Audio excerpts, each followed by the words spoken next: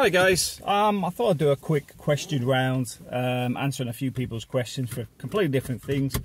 First one about the rent to buy and the 1 to 5 years buying the houses. Is it a scam?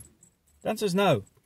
The 1 to the 5 years is basically, predominantly they're owned by the people outright. So the fact is they're financing it. There's 0% interest basically. Often they're in locations that are a bit more difficult to sell a property, which is why they're more open to the market. But also, I think in this sort of area, Torrebecca, people haven't really looked at it. So the point being is, don't assume there's any scam of that. There isn't. But the taking over the mortgage one is not illegal either. I've actually spoken to somebody about this, the legalities around it. It's perfectly legal, and there's ways to actually make sure everything's legal and contractual and everything else. So from that point of view, no scam whatsoever. Myself, nice gentleman saying, oh, I wouldn't trust this guy as far as I could throw him. Please be aware, I'm not selling you anything. I'm talking about my experiences in Spain and what I do. If you have an issue with the fact that I work with UK companies and live in Spain, guess what? I predominantly work in spreadsheets. And my clients include HM Prisons, the tax office, the NHS.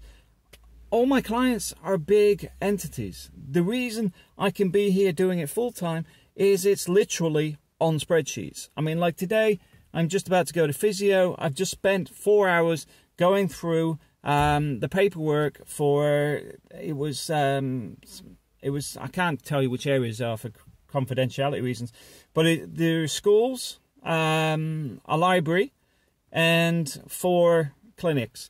And the point being is that data is actually the life cycle modeling, it's the maintenance regimes, the cost per year, the annual budgeting, all that sort of stuff. That's what I do for a living. I work out the cost per year and I do it on a 25-year projection. April's here, we're going to be heading off in a second. Where's that? What's that? It's the Mace Shakes. Mace Shakes? The Exanti diet, a few people have mentioned about me losing weight. What that is, that's Exanti, and one of our friends, May, is obviously picking that up from where? Mercadona? Yeah, after your physio. So physio, Mercadona, then back to work.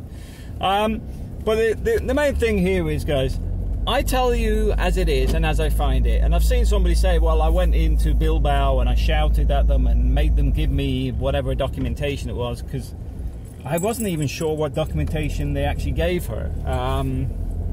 Because the Residencia and NIE specifications are actually already written out the criteria it's required.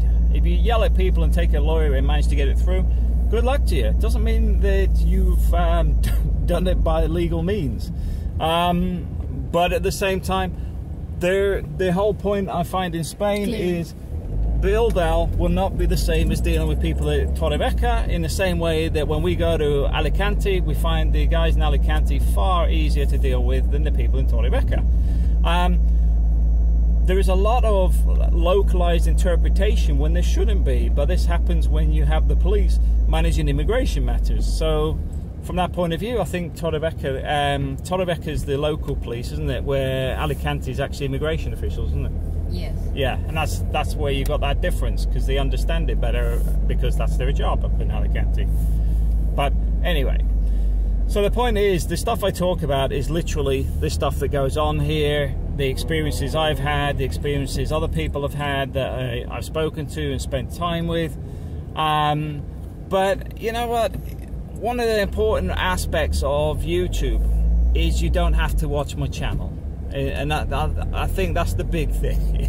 When you sit and watch a sports channel, I don't like sports, I'll actually switch the TV off. And it's not because I'm anti-sports, because I do like playing football and going cycling and stuff. I just have zero interest in watching other people do it. But I understand other people do it. So the whole point is, I don't sit there and complain that, oh, the sport's on again or whatever. I simply change the channel. So if it's not for you, it's fine. I have no issue with that.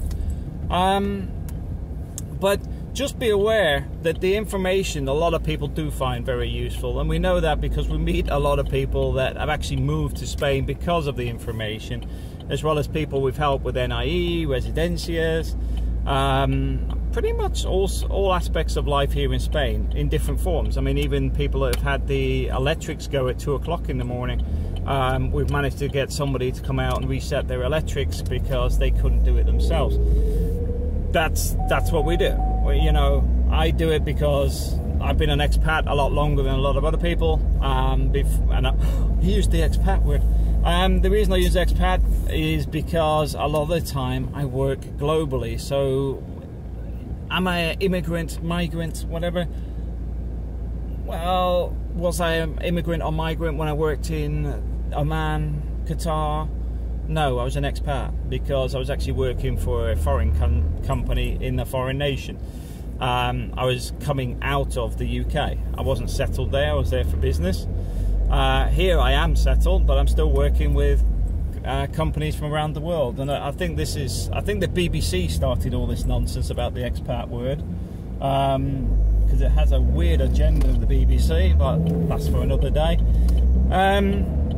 But I just thought I wanted to just throw some questions, you know, answers to some of the people's questions. And yeah, but the main one was somebody was asking what I do for a living. Well, I work out life cycle models for very large projects. I did it for Shell Oil, did it for the NHS, did it for HM Prisons, did it for Siemens Turbines, AXA Insurance, you name it, Direct Line Group.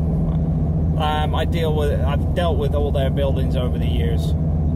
It's not exciting, it's just very complicated in the sense of it's predominantly mathematical and understanding maintenance regimes, the cost of replacements of equipment, etc., etc.